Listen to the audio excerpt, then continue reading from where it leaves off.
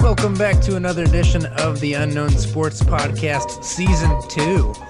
What's up, fellas? It's been a while. It has been a while. I'm ready to go. Football's close. It's been a while. I missed you guys. Just kidding. I didn't really miss you at all. I missed sitting on a mic and talking sports with you guys. I talk to you guys all the time. Do we talk all the time? Actually, no, not as much lately. I've been meaning to talk to you about that. I haven't seen you. I'm meaning to talk to you about that. I miss you. When's the last time we were at Schmill? Nackadoodles picking out beers? I mean, come on. That's Probably the only time we hang out. Probably since June. Whatever, we went and got wings a few weeks ago. Oh yeah, we did. Wait, Austin, are you drinking? Are you drinking cough syrup? Okay, No. jeez. Looked like he was just pulling some Pepto-Bismol for a second. Yeah. It's a Pepto NyQuil mix. Beer of the day. Yeah, sorry we don't have a beer of the day. People watching on YouTube. Yeah, we're first lazy. episode of the year was like spur of the moment. So like we're working our way into season 2. Hunter though is sipping on a seltzer. Austin's got Pepto, and I'm just drinking water.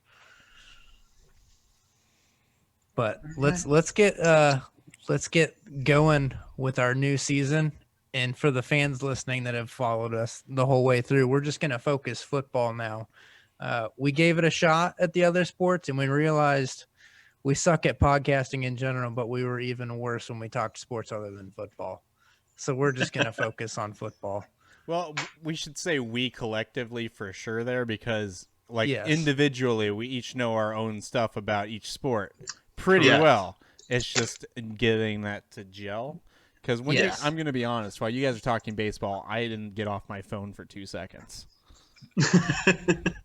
We know. That's how I was with basketball too. Yep. They're just, it wasn't the cohesion like there is when we talk football, and there wasn't the passion.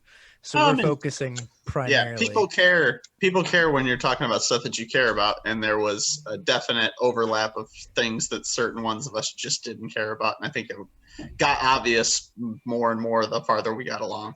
Yeah, and hockey was another one that, like, as much as Austin and I like hockey and Hunter wanted to get into hockey, none of us know hockey well enough to even sit here and talk about it or pretend to talk about it. So We was all like, gave a full effort with hockey, though, so I'll commend yes, all of us it can was pat just a ourselves on the back struggle. with that. Yeah, we did. But we're just going to go football from here on out. What we'll do in the off seasons, who knows? But until then, football season starts now anyway.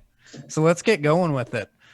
You guys want to start with some fantasy stuff? I know we've got a fantasy draft this weekend. I've got 2 fantasy drafts this weekend. What do you guys got lined up? I do too. I've got 2 this weekend as well. I believe And I you've have already 2, had too. a fantasy draft, right? Yep. How many leagues are you guys in this year?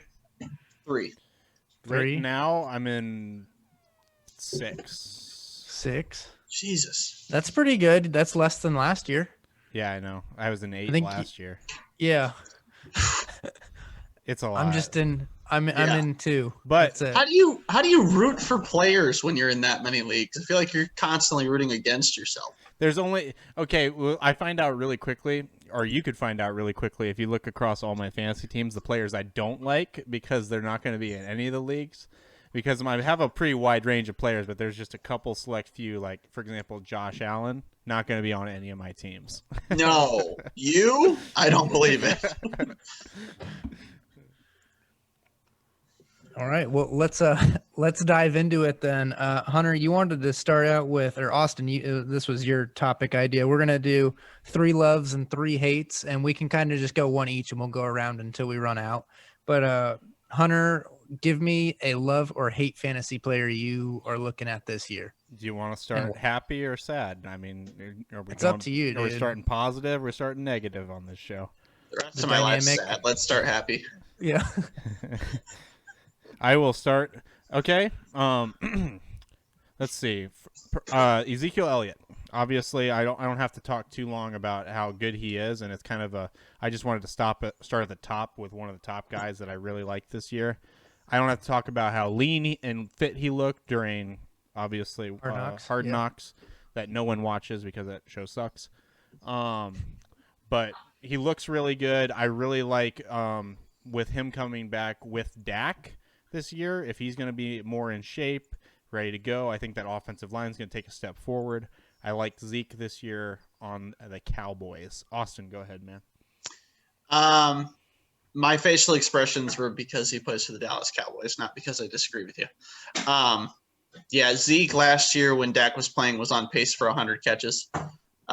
So if you're going to give Dak that elite style of reception option, there's no reason that he's not a top 5 player for sure.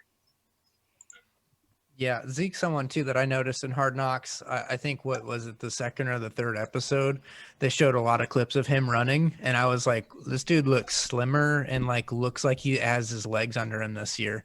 Don't fall for that. I mean, he's got to hang on to the ball more than anything is the big problem. Zeke is the first person ever to be in the best shape of their life before the season, though. So that is something to take into account. Eddie Lacy didn't do it for however many years he was in the league, so the bar is really low over here. I think Eddie Lacy was the only man that didn't say he was in the best shape of his life. Austin, give me a love or hate. My favorite guy in fantasy football this year, Antonio Gibson. I am all in on Gibson. He was fantastic as a rookie, a little banged up in spots. As far as everything that you read, he's 100% healthy. He's good to go. He has a competent quarterback this year. There's more weapons around him, bringing in Curtis Samuel. Right, he does. And he's awesome. He's fantastic. He's a great pass catcher. He's going to get more of the third down reps this year. I know a lot of people are afraid of J.D. McKissick for what he did last year in PPR stuff, but I think Gibson's going to take a good chunk of McKissick's work, and I think he's going to be a top 5 back this year. Well, if there was a prop bet on who was going to toot Fitzmagic's horn first, I would have lost that bet because I would have thought it was going to be Hunter, but Austin coming in, giving Fitzmagic the props. Yep. Yeah, I think that the Washington football team is going to be a team with some sneaky good fantasy guys. I think pretty much everyone on that team is kind of going to be a sleeper because I think that offense is going to be a lot better this year. Oh, yeah, for sure. I agree. And Gibson's talent on top of that, we saw it last year, but it's going to be more freed up because he's not going to have a completely garbage quarterback in front of him. Yeah. All right. Well, you guys both went love. I'll start with a hate, and I'll save the big hate for a little bit. But my first hate I'm going to go with is Jamar Chase, the rookie receiver in Cincinnati. I've seen. I think I was looking through the Sleeper app today for those of you that do fantasy football on Sleeper. He was like the number 12 overall pick or something like that, 12 ADP, something like that, super high up there. And this guy's dropping like 3 or 4 balls in every preseason game and just not looking great. I'm not high on him whatsoever as a fantasy player or just a normal football wide receiver. I'm not high on the Bengals whatsoever. Personally, I mean, a couple drops in the preseason. Yeah, it's not great. You'd rather see him catch every single ball and tear it up, obviously. But I don't think it's that big of a deal. I mean, you could just be nervous going in the league, whatever it might be. I'm more worried about just the fact that that offensive line is going to suck. And if Burrow's going to throw to Jamar Chase, it's going to be late in games when they're down by 30. So, yeah. But from everything else I'm hearing too, though, is that he's even got the drops at practice. It's not just preseason games. He's got the drops everywhere he's at. Hello, Chloe. Yeah, Chase was on my list as well. This rapport that was supposedly fantastic with Burrow, we have to remember that that's 2 years old now. So it takes time for that syncing to come up, and there's just as much time to sync together with Tyler Boyd and T. Higgins as there is Jamar Chase. So I think that, that rapport that is supposed to be this elite connection doesn't matter nearly as much as people think. He has 5 drops and 1 catch in the preseason. It's not ideal. I don't think it's the end-all be-all, but let's call a spade when we see it. If you have drop problems, you have drop problems. Rookie wide receivers are not good. Okay, we got spoiled last year with Justin Jefferson and CeeDee Lamb. historically, rookie wide receivers are not very good, and they're not very good fantasy-wise, hardly ever. So we can't take the anomaly that was one of the best receiving classes we ever saw out of the NFL draft in last season and use that as a template going forward, because it's just completely unrealistic expectation-wise. That brings me to a player I love, AJ, if you don't mind if I take over again. Go for it. That's a good transition. You mentioned there one of the guys that I was going to bring up as the guy I love. It's another Cowboy, CeeDee Lamb. I love CeeDee Lamb this year. You talked about how, historically speaking, rookie wide receivers don't really pan out for fantasy.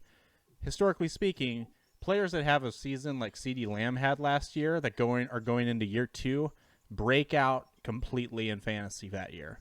They go completely off, and they end up being a top 15 wide receiver.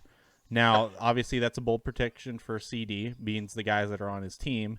A lot of people would say Amari Cooper's that one, and he's actually the 2. I think it's the other way around. I think CD is the 1. I think he's the best receiver on the team, the most reliable, and I think that this year he's going to be an absolute sleeper pick. I believe he's going in like the 5th or 6th round right now, and or is he lower than that even?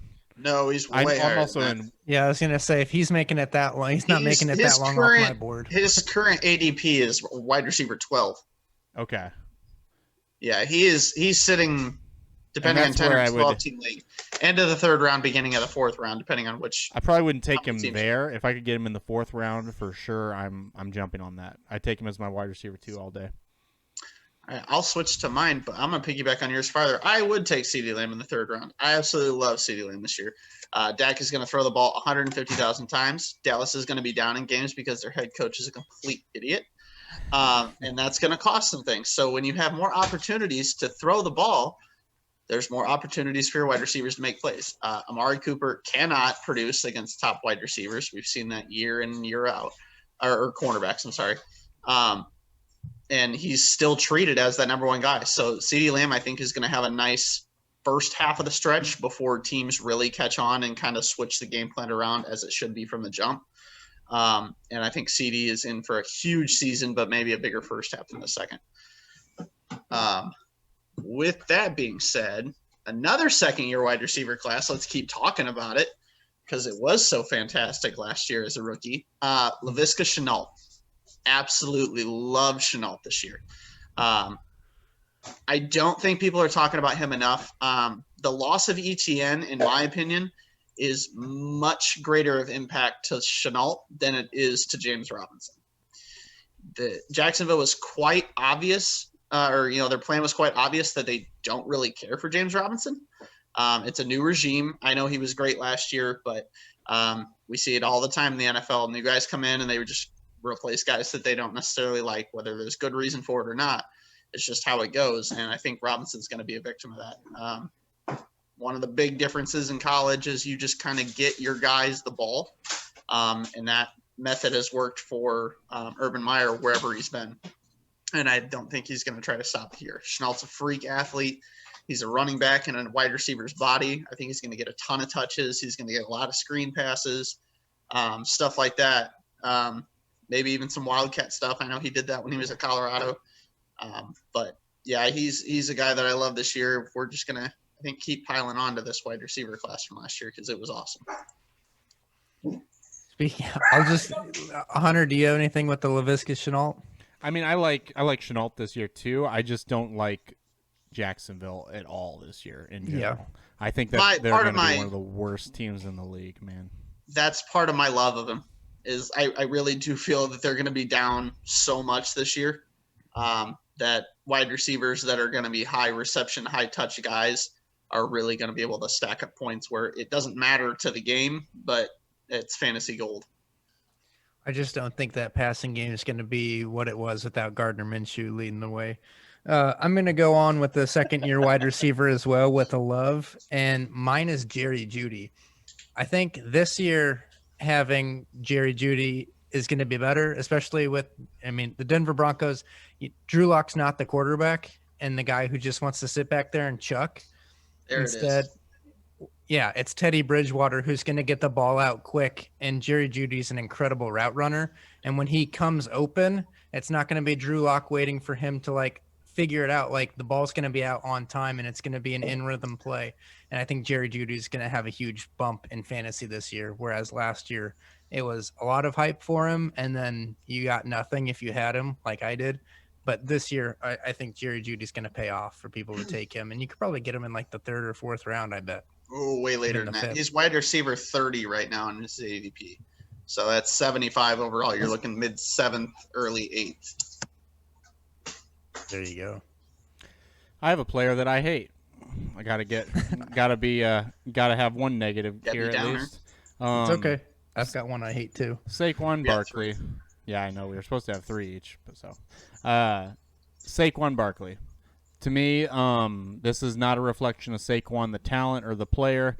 This is a mixture of a couple things. There's first and foremost, the Giants suck. They're awful. They're going to be bad again this year. I really don't know how you can argue that they're going to take a step forward at all this year. What did they add to make that a possibility even? I couldn't tell you. It's not going to be better. The offensive line is going to be just as bad. He's coming off a terrible injury. Sure, I mean, he's going to be good enough, I think, to get you an RB2 type of value this year, but I don't see him finishing as top guy like we expected him to a couple years ago. So, did you see Joe Judge make them run sprints, dude? You're telling me that's not going to make them better? The whole thing, honestly, they need to gut everybody in that organization. The coach, the GM, the quarterback especially. I told you guys this a while back. They're the only team last year that didn't have a quarterback pass for over 300 yards in a game. That's a joke in 2021. That's just a joke. So, yeah, didn't pass for over 300 yards, and then also didn't have your number 1 running back either. Yeah, that's pretty tough. Yeah. Saquon, to me, it boils down to the injury thing. He can't stay healthy. When you're drafting, I mean, he's more than likely, he's definitely a first rounder. A lot of times he's going in the top 5, and you can't spend that capital on something that's never been healthy. You know, he had one season that was healthy, and even then he had some games where he was constantly game time decisions, which is fantasy's worst nightmare. So yep. I'm with you all the way on that one, Hunter. One of my hates is Alvin Kamara. Austin, you can shut your mouth for the next 2 minutes. One of my dislikes about Kamara is just that, like, I don't think he's going to be a top 5 fantasy player is pretty much what I'm trying to say, Austin. I think that his production when Drew Brees was out last year went down a bit, and I don't think with Jameis Winston leading the way, I don't think he's going to have quite the same output that he had with Drew Brees. I'm not saying he's a complete bust. I'm just saying that people expecting him to be the number 1 fantasy player, I don't think he's going to have a repeat number 1 fantasy running back. I think he'll be good, though. I'm just saying that's one of my hates. It's not really that I'm just not drafting him in my 3rd spot. You guys can have fun with that, knowing that going into this weekend. Thoughts, Austin, Hunter? If Jameis is the quarterback the whole way through, that, historically speaking, is good for fantasy. Not good for wins and loss, or excuse me, for wins. It's good for losses. Not good for wins. As far as Kamara goes, if Jameis is out there, I think he's going to be great. But if Taysom's out there, I don't love him. So that's my analysis. Not really all that great. Austin, go. Thoughts, Austin? Yeah. I mean, I don't love him either. I don't know that I would hate him, but he's a guy that you need, obviously, super top tier production where you're drafting him, and the curiosity of what Sean Payton's really going to do this year at quarterback, and with all the different game plans, it makes sense for him to fall off, a decent amount. Yeah, and clarifying again, my hate wasn't that he's going to be a bottom tier guy. It's just that he's not going to be a top 5 fantasy player. Don't if he's there in the 2nd round, don't not draft the guy. Like, if he even makes it that far, he shouldn't make it that far. But I'm saying if you have the top 3 or 4 pick, I'm not taking Alvin Kamara. Whose turn is it? I believe it's Austin's. It doesn't. Yeah, they're just going out. My first hate, second if you include Jamar Chase, because me and AJ shared that one. Derrick Henry. What? Really? I'm not in on Derrick Henry this year. Simple. I'm a simple law of average man, and I just don't believe that any human being can continue to take that many touches and just keep up. You factor that into the fact that they went out and got Julio Jones. There's a different offensive coordinator. I don't think they're going to be nearly as run heavy as what they were. They'll still be more of a, closer to 50-50, whereas most teams are not. But with Julio there, with A.J. Brown needing his touches, with Tannehill being a really bad quarterback, there's all of those things that go into I couldn't help myself. I knew that jab was coming. No, I don't trust the Titans to continue to give him the workload. If they do, I don't necessarily trust him to hold up for a third consecutive year. And I don't think the Titans are going to be nearly as good as everybody thinks they are. I'm not on this Titans for sure clear cut winning the South and being Super Bowl contender train that a lot of people think they're on. And so if they're not way ahead in ball games, that takes away a huge value of Derrick Henry of just running out the clock and running people over in the fourth quarter, which helped his stats tremendously last year. I disagree entirely. It works. But go ahead, Hunter. You throw out your disagreement, dude. I disagree entirely just because he's kind of different. He's built different, dude. Hunter's second favorite phrase other than watch the tape. He's just kind of a different animal. What we've seen him do as a running back the past couple of years is kind of unprecedented. In fact, and like just not in 2021, if you're going to be the top tier running back that you like he is, you have to be catching the ball, and he doesn't do that at all, and he's still awesome. At this point, I'm not going to bet against the guy ever because he's proved me wrong for 3 years in a row now. So I'm just not doing it anymore. I think running backs are kind of like tires, and they've got a certain amount of tread on them, and they can only go for so long. In my opinion, I mean, this is either the last year of it or last year was the last year of it. But I don't see him if he put together 3 seasons consecutively like he has the past 2, and like if he does it again this year, that's going to be kind of unheard of. Like most running backs have 2 huge years, and then the third one they drop off a little bit, and then they're kind of done. So I do agree with you a little bit, Austin, in the fact that I think he's going to drop off, and it's a different system with a different offensive coordinator. I think he's going to be good, but yeah, maybe not a top 5 fantasy pick if that's what you're saying.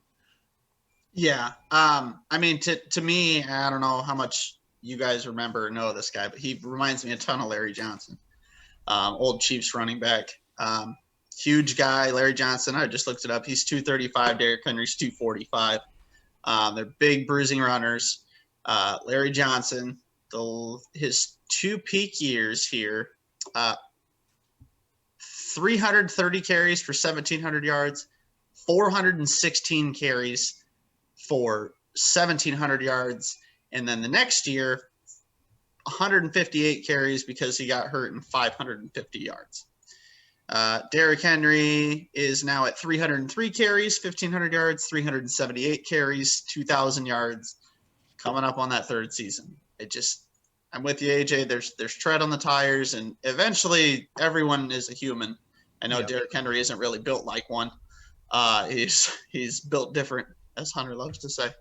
But it's just I don't see it happening for a 3rd straight year. I hope it happens for a 3rd straight year because it would be awesome to watch. Yeah, nothing against him. I mean, he's a freak athlete. He's tons of fun to watch. I just don't see it happening. Go ahead, Hunter. Player that I hate is actually kind of, you can just lump a whole team in here. Anything Miami Dolphins I'm out on this year. I don't really want to own a single Miami Dolphins player if I can. Maybe if I can get Devontae Parker on the back end of my bench, I'll take it.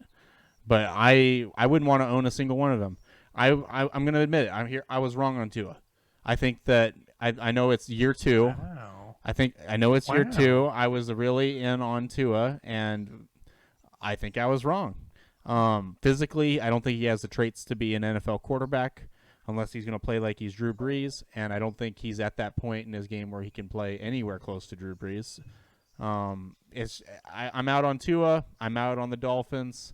Don't want to own any of them in fantasy this year. Hunter pulling a complete 180 from last year and completely just jumped off the Tua train there. Did. Jumped off and gave You it gotta the admit double when you're birds on wrong. your way out. You got to admit when you're wrong. Austin's Which I never hate wrong. to do.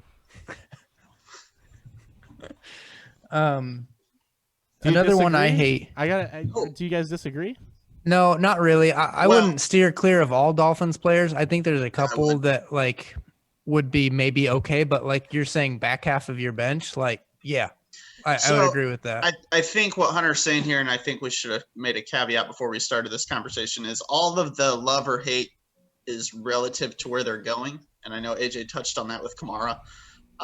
Where you have to draft guys like Myles Gaskin and Will Fuller and Jalen Waddle, I don't like them there at all. If one of those guys falls and you want to take a flyer on them, I'm for it. But where these guys are being drafted right now, it's almost as if they expect this to be a top 8 scoring offense. And Yeah. there's no way. Yeah, no, it's definitely not going to be. That being said, I love Jalen Waddle, and I really hope that he has some sort of good end to the season here because I like him. Yeah, for Dynasty fantasy, that I considered him for a love because I think that if the injury bug doesn't bite him as a professional, I think he could be pretty good. I don't really think there really is an injury bug with him, right? I mean, I know that the Alabama injury where he broke his ankle, but that wasn't a reoccurring theme, was it? No, but clue. also in his last preseason game, he got rolled up on, and it was almost a freak injury as well to, I think, the same foot. Yeah, I mean, you can't. I don't think injury prone and freak injuries can really go together. No. I wasn't calling him injury prone. I was just saying if the injury bug doesn't bite him. I gotcha. Yeah. Yes. Don't want the football gods to smite this man for no reason. Another hate I have that I think you guys are both going to agree with me is Juju Smith-Schuster. I think it's Claypool's time in Pittsburgh. Was it Deontay Washington? Is that the other receiver? Johnson. Deontay Johnson, sorry. And then James Washington Washington is the other one. So you kind of Yeah. just combined them. Yeah, I mean, either way, I think those two guys are going to be more productive than Schuster will be in that offense. Yeah, Any agreements there? it's Claypool's time. Yeah. He's another one of those guys that falls into that year 2 category. Yep. We'll go last one here for me. My last love is Mike Davis. Don't think Mike Davis is getting the love that he deserves. I think he has a legit shot to be an RB1, top 10, 12 running back. Last year we saw even Todd Gurley was effective as the Falcons running back. Matt Ryan will use him. He was a touchdown machine last year, Gurley was. And Mike Davis is good out of the backfield. He had a ton of points last year as McCaffrey's replacement. Was a borderline RB1 the rest of the year after McCaffrey got hurt last year. And then you also have to factor into the fact that that guy that I was saying is no longer with Derrick Henry is with Mike Davis. That is where Arthur Smith went. Mike Davis is a brick of a human. He fits kind of that Henry mold. No one can really fit Henry's mold because he's a one-of-a-kind guy. But, he's a huge leg, big-bodied guy that likes to go downhill. And I think there's really nobody else on that roster that's going to take away very many carries from him. They're right now on their depth chart. Cordero Patterson is the RB2. That's a good RB2 to have. So it's a guy that I think is just going to get an absolute ton of work from an offense that's going to need to score points going down the road. I have a love. This is my last love.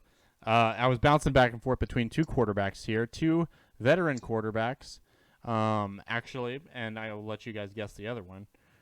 This guy right now has Trevor Lawrence getting drafted ahead of him, which I think is just offensive. I'm taking Ryan Tannehill as my last love. In fantasy this year, I absolutely love his entire situation. You give him Julio Jones now, on top of what he's already been able to do. If I can take Ryan Tannehill at the end of my drafts, undrafted or last round, last pick, I'm going to live with that all day. I love the value of Ryan Tannehill. I think he's going to score a lot of touchdowns this year. And honestly, I told you guys this earlier. I think by middle of the year, he's going to be in the MVP conversation just because of his stats. I don't think that that's a reflection of who he is as a player. I think that's a reflection of the situation he's going to be in this year. Another one that I think you're leaning towards quarterback-wise is Matt Stafford. Yes, sir. That's a good one this year as well. You got it. Yeah, I mean, Goff put up freak stats with McVay, and Goff is awful. Speaking of that, side note, Detroit might be like the worst team ever to get the number 2 pick because Houston's playing a Division III college team out on the field. So, yeah, it might as well be. Yeah, Stafford's awesome. Dark horse MVP candidate for anybody that wants to throw a bet out there. Stafford, I think, was getting 17 or 18 to 1 right now. Be pretty nice. I like that. Which is a pretty decent chunk there to throw it out there. But yeah, I think Stafford's going to be awesome. I think the Rams are going to be awesome this year. My last 2 loves, I'll just bundle them into one. Both running backs. Austin Eckler for obvious reasons, but he's like running back 15 right now, which I think is pretty low for him. Ludicrous. And the other one is actually lower than this, but this is my sleeper in fantasy this year is Damien Harris, the rookie running back for New England. I think them shipping Sonny Michel, I think he's going to have a pretty good year. Do you have any reservations about Bill Belichick never keeping a running back for more than a couple weeks? No. Nope. I think he's a little high on him from what I've listened to on podcasts so far, is that Belichick's pretty high on Damien Harris. I like Damien Harris a lot. That's a good pick. And with Mac Jones becoming the starter, of which we'll talk about that probably down the line when we talk Patriots.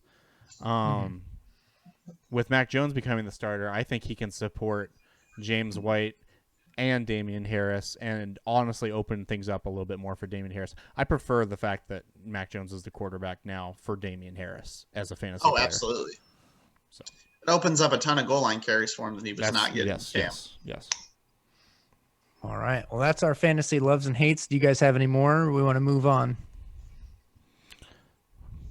I'm good. I think we hit that pretty well.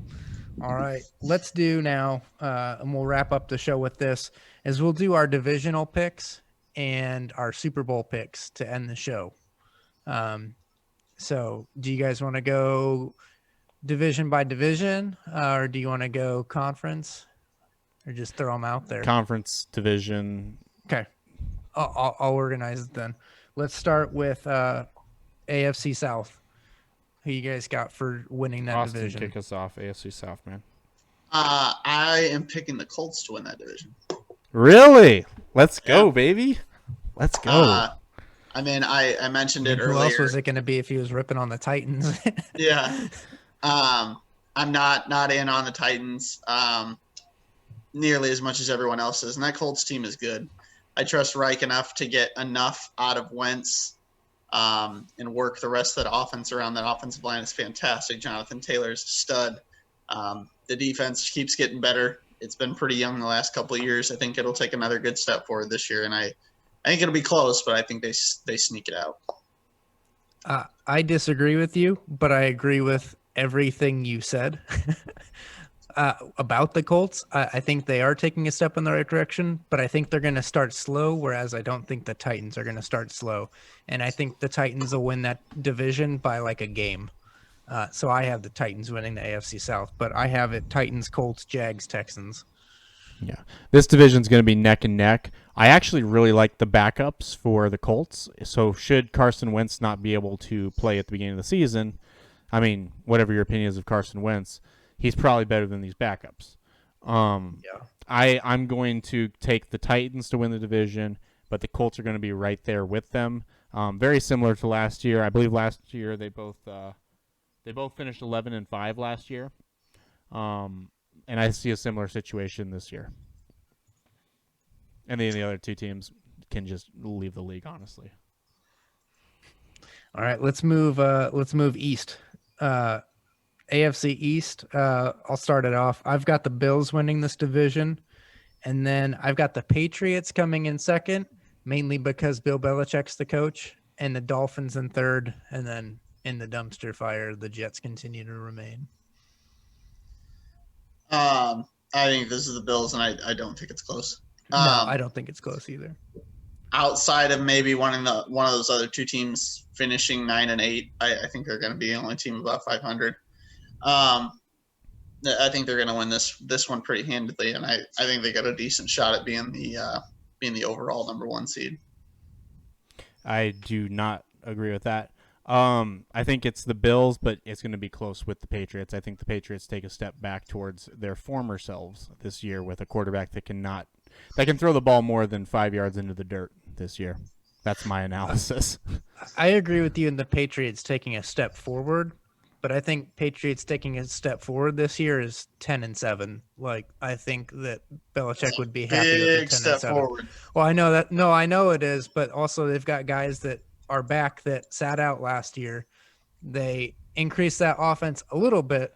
They went out and got some guys.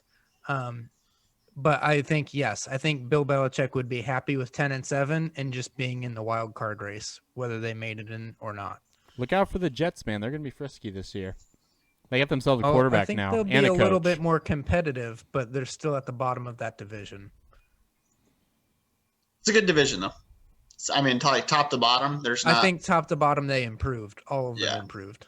It's better than what Brady was playing those years, that's for sure. Let's move AFC West. Hunter, kick us off with that one. It's Chiefs, obviously. I'm not going to spend a lot of time there. I want to say the Chargers are going to take a big step forward because I like Herbert and all that, but it's probably just going to be more like a small step forward. They're probably going to finish around like 10-7 range, 9-8.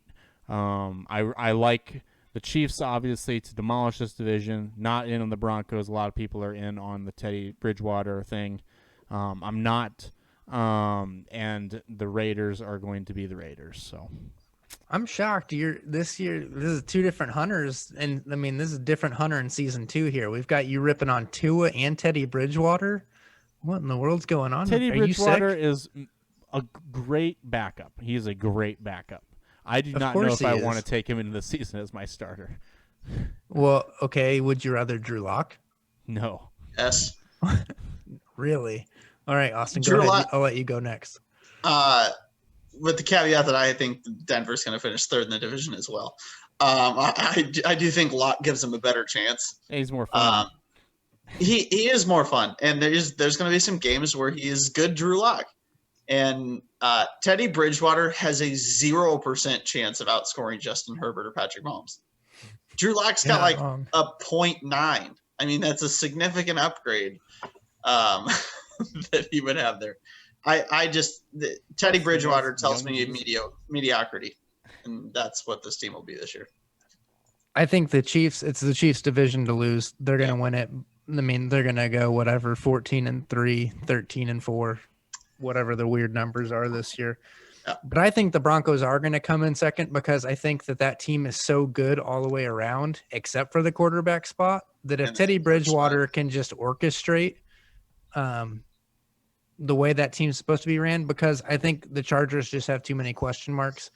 I like the offense, but the defense, you never know what you're going to get. But yeah, I mean, I think the Broncos will beat up on the lesser teams, and the Chargers will be the Chargers against some lesser teams a couple times this season. But the Raiders at the bottom of the division. Sorry, Las Vegas, I'm not on your train this year. Any other coach in the world would be fired after this year of what the Raiders are going to be, but John Gruden will never get fired from that job. So no. Yeah, it's going to be a bad year for the Raiders. Sorry, Raiders fans. No, because who else is going to sit the owner down and put a little cereal bowl over his head and give him a haircut? I'm pretty sure that's what John Gruden's second job is. I think I saw an article one time that said he pays like $250 for a haircut. I hope he doesn't. That man looks like a fucking penis with a wig. Anyway, sorry, Mom, you had to hear that. Sorry, yeah. Should we move to the AFC North? Yeah, let's Sure. move to the AFC North. I Austin, get us going on this. I want Yeah, go ahead, Austin. I want Austin to start as well with this one. You want me to start? Yeah. I think this is the Browns division. Let's to lose. go. Let's go, I dude. do. I'm not another team I'm not thrilled about this year is the Ravens. Eventually I think it's gonna get to a point of stubbornness with Lamar that they're gonna force him to throw, and it's not gonna go great. And then when they're down in games, he won't be able to just run his way out of it. If they do stay true to who they are, I think they might be a playoff team, but I really do think this is the Browns division to lose. It's arguably the best roster in football, top to bottom. I won't get into too much depth here because I'm sure AJ wants to take care of the specifics on the Browns. He's a lot more tight end than I am, but I do. I think it's the Browns division to lose. I'll jump in here before we get to AJ. I agree. It's the Browns division to lose this year. I think this is going to be that year where obviously last year they took that step forward with Stefanski and all that. I think that this is the year where they are. I think that they're going to make either the divisional or the championship game for sure this year. I like Baker. I know you don't, Anthony. I think he's good enough. I think he's good enough to get him there. But I think Stefanski more than anything is just on a whole nother level as a coach. And I think him going into this year is going to be a different mindset, and they're going to have different goals. And I really like him this year. I'm all about it. Yeah, the Browns front office and coaching staff are one of the best in the league, which is the weirdest thing to say. Ownership isn't. I'm still not going to ever, chirp up Jimmy Haslam or Baker. But I actually had the Ravens winning this division because the Browns have to figure I like to think I'm a realist, but the Browns have to figure out how to stop Lamar. They just can't do it. They had only 2 games. I know, and they'll do well in the other games. I have Pittsburgh coming in third. I have it Ravens, Browns, Steelers, Bengals, and the Bengals are in the basement because that offensive line, I pray for Joe Burrow's health. But the Steelers are going to be very hit or miss this year. I think they're going to be like a home run team, like it's all or nothing with Big Ben. He's either going to have a really good game or he's going to be 37 years old. It's not all or nothing. It's nothing. He doesn't have it anymore. And that could be as well. But that's also why I have them in third, because I think you're right. I think most of their games they will be on the losing end of. I think because they're Pittsburgh, they'll be over 500, but it'll be like 9-8, 10-7. Cleveland, I see 12-5. You're putting Baltimore 13 wins, huh? Well, I think they could also be 12-5 and just have the tiebreaker in wins because, like I said, Joe Woods hasn't put together a defensive game plan to stop Lamar Jackson yet. In both games last year, the Browns had a chance to win those games, and Lamar got the ball last. And literally, the Browns just they have no idea on how to stop him. They do, and his name is Jeremiah Owusu-Koramoah. Yeah, I'm really looking forward to watching him play. But yeah, no, I'm with you on all the Browns hype. Like, that team has gotten better at every positional group this year except for quarterback. I'm hoping and praying that this year they lose in the divisional round or the championship round, and it's Baker's fault. And then when Rodgers hits free agency, he's like, oh, yeah, I'll win a championship there pretty easy, and I can have Rodgers for a year, and the Browns can have a Super Bowl. Let's move on to the NFC. But, yeah, no, I mean, that's my dream scenario. The Browns will make the playoffs, and if they don't, yeah, something went really, really wrong, barring injuries probably. Let's go NFC. Let's start with the you guys want to start NFC East? Sure. Let's get it out of the way. Right. Yeah, exactly. That was what I was going for. I've got Washington winning the division, followed by Dallas, then Philadelphia, and then the Giants. And I think Philadelphia and New York are both going to be real bad. If Ryan Fitzpatrick wins the Super Bowl this year, is he a Hall of Famer? In our hearts, yes. He's not there already for you? Well, I mean, like in the hearts and souls of everyone that watches the NFL, yes. he would be a Hall of Famer in their hearts. It's Washington. Best defense in that division, and quarterback is going to do more than enough. Yeah, which is all they need. But go ahead, Austin. Yeah, I'm with you.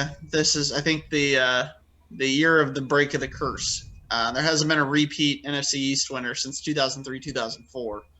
And that was when Philadelphia won 4 in a row. Washington's going to do it. They have one of the best defenses in the NFL.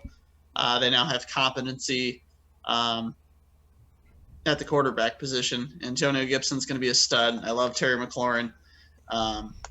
They're poised to go on a low run here, depending on if they can continue to get that quarterback play. And look, if Fitzpatrick has a bad game or two, like he's prone to have, Heineke can get it done too. I don't think he's got the physical tools or the abilities. His throwing motion's way too long to be a NFL quarterback, but he's good enough to come in and win a couple games too. So it's not like if Fitzpatrick starts to suck that they're taking a huge step down, in my opinion, personally. I don't think that this should be a quarterback battle during the season whatsoever. It should just be Fitzpatrick's job the whole year. Which is going to be awesome. If he can't get it done, he can't get it done. But I don't think this is a 8-game situation for Fitzpatrick like he has had, it feels like, every year for the past 3 or 4 years. I'm really excited for this season for that reason. Yeah, I think Washington and Dallas are going to be the 2 entertaining teams to watch out of that division. Not the other ones, though. Let's go NFC South real quick. Austin, go ahead and start this one. NFC South, it's Tampa. I don't trust Jameis to win enough, even though I really like New Orleans' roster, even though it is a good chunk worse than what it was last year just because of the salary cap issues and who they had to get rid of. But yeah, I think it's Tampa Bay. It's scary to say that the offense probably wasn't as good as it could have been. Last year, with the combination of that defense, it's not like they need a whole lot. So the fact that that's probably going to be better this year on top of the defense that'll be stout again, I think it's obvious. I agree. It's Tampa, but where I start to struggle is what order do I put these next teams in? A lot of you, I'm assuming the 2 of you guys will agree, it's the Saints. Yeah. But what do you guys think of this whole thing with Jameis? Like, if he's their quarterback for every week this season, what do they finish as? Are they a playoff team? Because I don't think they are. I have no idea. Because I have no idea what to expect from Jameis Winston. I know what to expect from Jameis Winston. This one for me was one that when I was drawing up who was coming in what place, I put Bucks at number 1, real easy. But then I sat there and looked at 2, 3, and 4 because I think it's a pretty good toss-up. Best case scenario for Carolina is they come in second, but everyone else is not good. Like they come in second with like 8 wins. I just think every other team could be below 500 in this division. And I feel like the Panthers and the Falcons both got better, but by how much? I don't know. Right. Yeah, I mean, I think it's for sure New Orleans too. I guess I'm in the minority here. Yeah, I had Bucks, Saints, Panthers, Falcons. I do think that the Saints are a playoff team with Jameis all year, but because of what I believe the defense can do and what Sean Payton does. And if Sean Payton can, he's had Winston under his wing now for a year and a half. So it's not like he doesn't know him. It's not that he doesn't know how to get to him. And from what he showed in the preseason, I mean, he looks good. I'm not going to say he's definitely not going to be anything more than that. I think that's the ceiling, but I still think they're a playoff team. All right. Let's go NFC West, and Hunter, I'll have you lead this one off for us. Okay. The West, one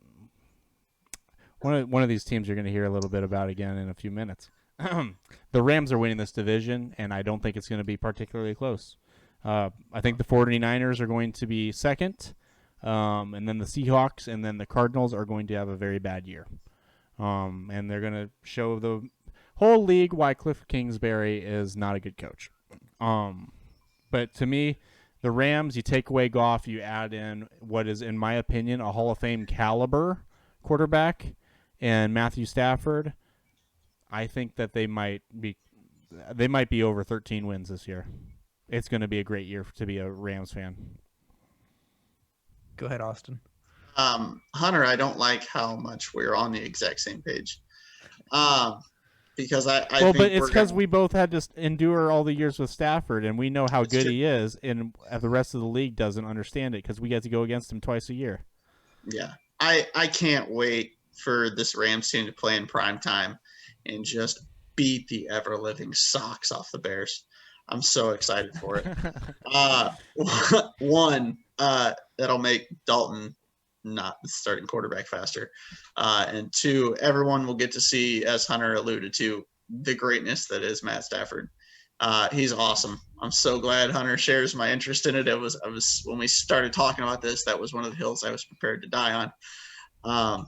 But yeah, he's awesome. People aren't given enough credit. And I do think that they're going to have a ton of success this year. I'm with you guys. My order was Rams, Seahawks, because I just don't see a scenario where Russell Wilson comes in third place in the division. Then the Niners, then the Cardinals. But yeah, I think the Rams were really good with Goff, and Matt Stafford is 2 steps up from Goff. We all three have man crushes on Matt Stafford's quarterback play. And I think that puts this team as a favorite for a Super Bowl and easily for this division. Time to move on to the coveted NFC North. I'll kick it off and then let you guys go after me. I've got the Packers winning this division solely because Aaron Rodgers is back. Then I've got the Vikings if Kirk Cousins gets vaccinated. And then I've got the Bears and the Lions in fourth. Give me a projected win total ish for the Vikings here, because I have 2 ways to react to this. I'm at 4. 9-8, or 8-9, one of the two. It's gonna be the new 500 mark. I hate this 17 games because we just make it 18 a tie. games. Yeah, just 8-1. We'll do that. There you go. Okay. Whenever you forget the math, just go. Oh, I didn't forget the math. I knew the math. I just don't like that I can't say they're a 500 team anymore. Yeah, they it's the Vikings are going to be bad. Yeah, no, I don't expect them to be good. I think there's a world where they're one of the worst teams in the league. I do too. And I could see that. I think their ceiling is 9-8. I think their floor is like 3-14. No, they do get to play the Lions twice. Well, that's why it's 3. I think the Lions might be better than them this year, honestly. No way. Yeah, absolutely. Maybe if they go out there and break dude. kneecaps and stuff like they talk about doing. So bad. The Vikings have some guys. Can you name a wide receiver on the Lions right now? No. Quintez Cephas. What's up? Okay. Can you name a starting wide receiver on there? Because their current receptions leader on their team for their career is Tyrell Williams. I know. And they have Jared Goff throwing to that receiving core. It's going to be bad.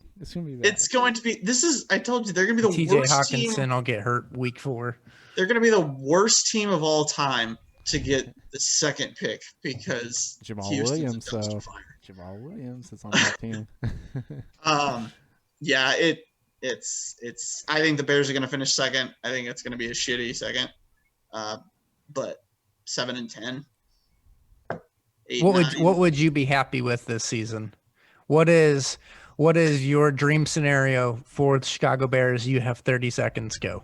Dream scenario that Andy Dalton plays one game and then Justin Fields takes him on to like a 10 or 11 win season.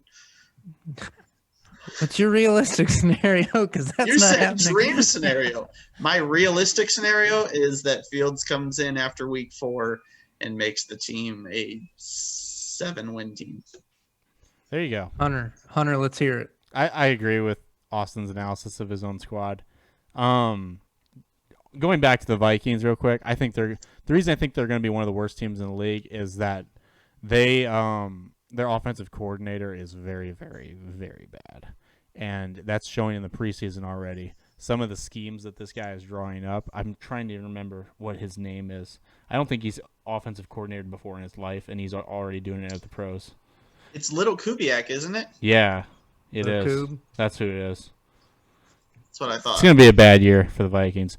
But the Bears, yeah, man. I mean, if Fields comes in, I've already told you guys how I felt about Fields at the draft, and I'm still right there. He's going to struggle with that team and that coaching staff. That's what's going to hold him back from becoming a guy that can lift the Bears to over 10 wins. But he's just not going to be able to do it with this coaching staff and this team he has. All right, should we have this Packers conversation? I think it's going to be more of like a rant, but yeah, let's go for it. Yeah, get it started. I mean, I haven't had a chance to really talk a whole lot about the Aaron Rodgers stuff because we haven't had a podcast in however many months, which is not my fault, but whatever. I think that this is the last year with the Packers and Aaron Rodgers, and I'm getting there, and I'm content with it. Just after the aftermath of everything and some of the things that Rodgers said in his press conference and some of the things that the GM said, I thought maybe we'd turned a corner a little bit here, and then we get Randall Cobb, which is somebody that Rodgers wanted. Thought maybe we turned a little bit of a corner here, and we were going to support this guy and actually try to win this year. And it's kind of just feeling like it's the last go around here, and then Rodgers is out the door. Go ahead, Austin. Yes, it is your last dance for sure. No, Devontae's not Scotty. Come on. Oh, I'm just saying, like, I'm just saying, like, this is your equivalent. Like, this is it for sure. Rodgers. I'm not saying Devontae's going to leave or anything like that, but at the end of this season, in my opinion, Rodgers is either hanging it up or he's going to go to Denver or Cleveland. But what do you think, Austin? He's not going to Cleveland. No one wants to go to Cleveland. No, he's definitely no, because Baker's going to ball out and they're going to pay him a ton of money. Yeah, they are. I hope not. They $40 million I might go throw up. Hunter, you're totally right on the Rodgers thing. It's kind of weird because I've had my moments of he's already gone and then he came back. So then that, and then I've had kind of the realization moment from what they were saying in press conferences and stuff. It's the last year, so I'm gonna enjoy it being only 2 more times that I have to watch him put up 45 on my team. So that being said, I thought the Randall Cobb thing was actually like the nail in the coffin. How the general manager talked about that and how he specifically said they asked him if it was his decision and his move, and he said, no, I don't like some of the moves we made, and that it came directly from Rodgers. And that to me was kind of like, okay, this dude's already being petty back to the media, and if there's anybody that's not going to get out petty, it's Rodgers. It's a ticking time bomb. Yeah, when he came back and had that press conference that lasted a half hour, and I don't know, I know you guys sat and watched that whole half hour. I'm sure, Hunter, you've probably watched it a couple times. I sat down and watched it. It was a breath of fresh air to watch a quarterback say what they felt, but be very PC and be very fair about how they did it. And I was like, well done. I got to enjoy this. You're not coming back because that's not something you say. And then you're like, oh, yeah, no, I'm going to stick around here for a little while now. Like, too much bad blood. This is his last season, and then it's over. Everything Aaron Rodgers says is intentional. It's calculated. Yep. Very much so. That press conference he gave, as much as kind of off the cuff as it kind of felt because he hadn't spoken like that, it was not at all. It was not. He had planned everything he was going to say, and he was very meticulously saying these things in a certain way to back up that he's not returning. This is the last year. Unless there was some big grand gesture, it's done. This is the last dance. That's what it is. Hopefully we can make the most of it. All right, it's that time now. Let's pick our Super Bowl winners. And who do you think the Super Bowl? Say ours at the same time. Yep. 3, 2, 1. The Rams. Oh, so say Chiefs Rams. I'll give you both of them. Chiefs Rams. Yep. That's my analysis. You guys already heard what I had to say about the Rams. They're gonna be great this year. They got. I didn't want to reiterate what Hunter already said. I'm totally on board. We even talk about their defense. How good is their defense? Yeah, top 5 for sure. All right, AJ? I'm gonna go. I'm gonna go Browns Bucks. Attaboy. Whoa! There's the positivity. Let's freaking go! You're picking And Tom the Brady Browns. smushes the Browns. And there's your realism. And there's your realism. And it's only going to go that far because Mahomes is going to go down at some point this season. All right, let's wrap. Cool. I'm just kidding. I don't want to speak bad juju. You better on not it, go just down kidding. by that Packers game because I'm going to see that game. I just bought tickets the other day. Dad, if you're listening, that's your surprise. So We know you're not listening because Yeah, no one we knows know we're you're- recording this tonight. we know you're And not because listening. no one's listening. But yeah, honestly, I only said that just to be different. But I want to say the Packers because it'd be cool to watch the Packers go all the way with this being Rodgers' last dance and even him win it and just give Gutekunst the bird and not hand him the trophy, even psych him out and like pull it back and give it to someone else. That'd be sick. But yeah, I don't think they've got the defense for it. The Rams and the Bucks are the best all-around teams in the NFC. And then I just can't pick anyone over the Chiefs, but I'm going to go with the Browns just because it's funny. All right. But all right, let's wrap up the show. Thanks for listening, everybody. Macadoodles, we will be hitting you up soon. Be to ready. Restock. Better have a new Get selection for us. Yeah, that new selection better be pristine. You had a couple months We're to gonna get have it a together, word with the Macadoodles. supervisor. But all right, everyone, check us out on YouTube, Twitter, Instagram. We will be posting again. We have came back to life. Might have a new logo here soon as well. Oh, with the new featured someone. I don't know what way I am on the screen. So. Now you're just doing the You got to point down here. Oh, He's well, down that there. looks like I'm pointing at my wiener, but wherever Austin is. Yeah, Yeah. that guy. Thanks for listening, everybody. Take it easy.